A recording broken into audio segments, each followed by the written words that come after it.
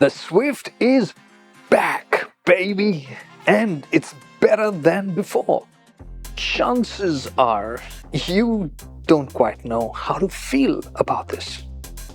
I could tell you that it's meant to be a young at heart and fun to drive car, but the feeling. What if I told you that the Volkswagen Polo is back?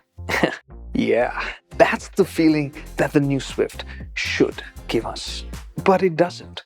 Because with each generation of the Swift, it's got more watered down. And this one isn't more fun to drive than the previous generation Swift. It's less fun to drive. This Swift isn't better for the youngsters of the family. It's better for the man or the woman of the house.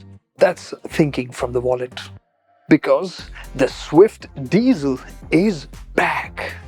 No, it actually doesn't have a diesel engine. It's a new petrol and it feels diesel-like to drive. And it has better efficiency. Kinda. And it's more expensive too. So that's the story of the new Swift. It's not more fun to drive, but it's more efficient and more expensive. Oh, if you're still hanging around, I guess you want to know more about the new Swift. Let's start with the easy stuff. And it's easy to think that this is just a facelift and Maruti Suzuki's designers have been lazy. But an evolution of a design is hard work, and this is a good evolution. It looks more international. You could say that the engineers have been lazy because the overall size is the same. Length, wheelbase, only the height is different. Well, a bigger Swift would have been even less fun.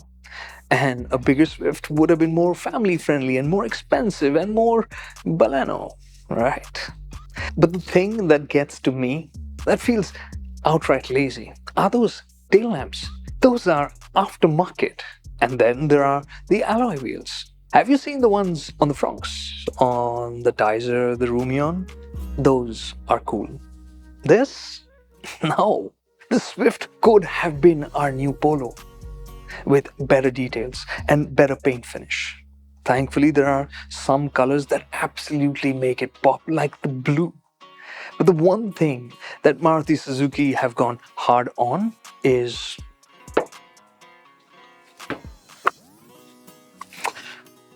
tougher sheet metal. I hope you're happy.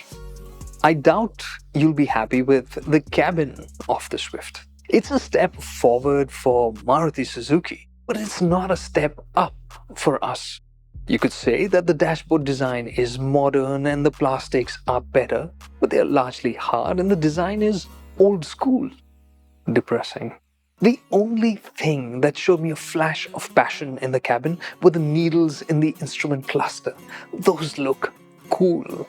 But how did the designers decide that the instrument cluster in the Desire would get 2 chrome rings, whereas the Swift would only get 1? It's perplexing. What's absolutely clear-cut though, is that in the front seats, the Swift is comfortable. There's plenty of space there even for 6-footers, and in terms of headroom, it's actually better than the Baleno. It's better on this front, even in the back seat. It does have a better sense of space because it's taller. But I don't think Maruti Suzuki are expecting people to use this back seat for longer journeys or frequently, because the seat back is too upright. And those 2 headrests, they're uncomfortable no matter how you set them. Which is why, even though the boot space is unchanged, for 2, it's still good enough.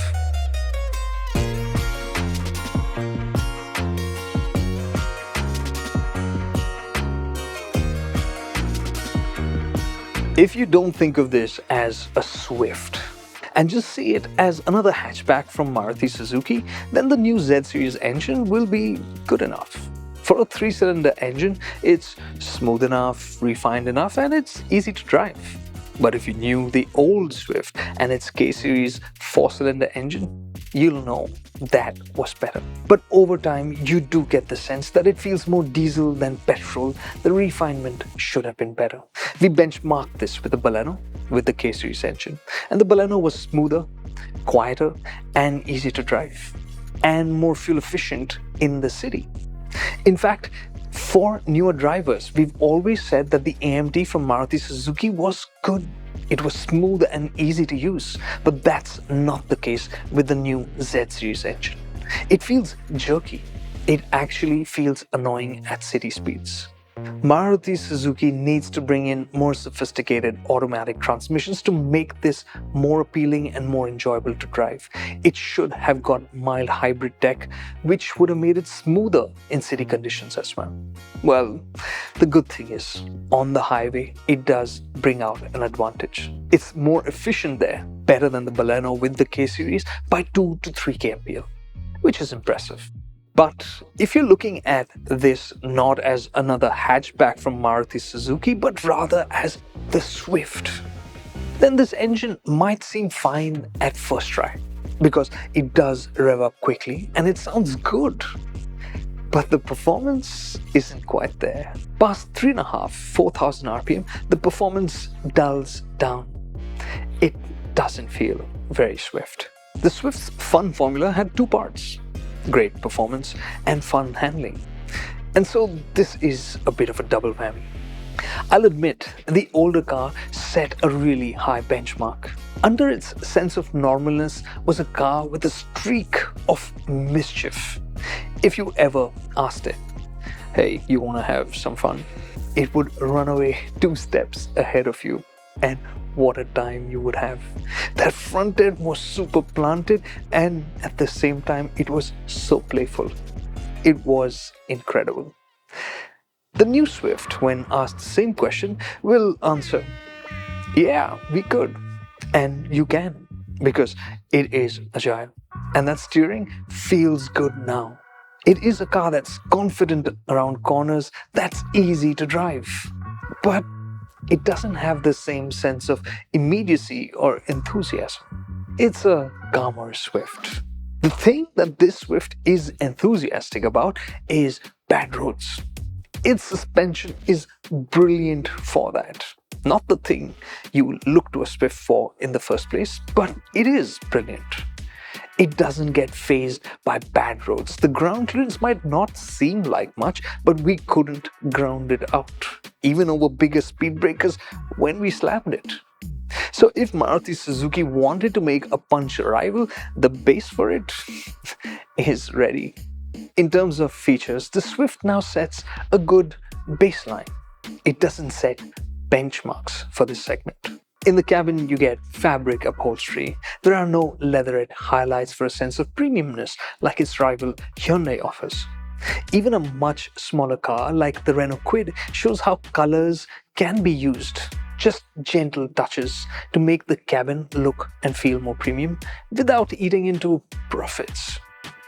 The Swift, though, has stepped up with a larger 9-inch touchscreen, a wireless smartphone charger, and wireless smartphone connectivity. It also gets a reversing camera as before, and it gets a more premium sound system, which frankly doesn't sound very premium. The big step up, though, is that 6 airbags are now offered as standard. Great. However, the Swift doesn't get a tire pressure monitoring system even on higher variants, unlike the Desire, which, frankly, is shocking. I'll admit, I got it all wrong, and I've looked at the Swift wrong. I understand that most people who've bought a Swift have done so because it's a small and practical Maruti. But the Swift, once it sneaked its way into their lives and families, it's worked on their hearts. And it's brought out the emotion of driving, turned them from car buyers into car enthusiasts. The new Swift will tempt with better practicality because it's more efficient and its suspension is frankly incredible. But it's not going to win people over with the way it drives. It's a more practical car, but it's not a better driver's car. So if we're looking at this as a practical pick, it's not the best family car you can get for the money because it has become more expensive. And in this price range, you have better options, including from within the Maruti Suzuki stable. Quite simply, the new Swift is blah, baby. Just call it a Baleno Mini instead.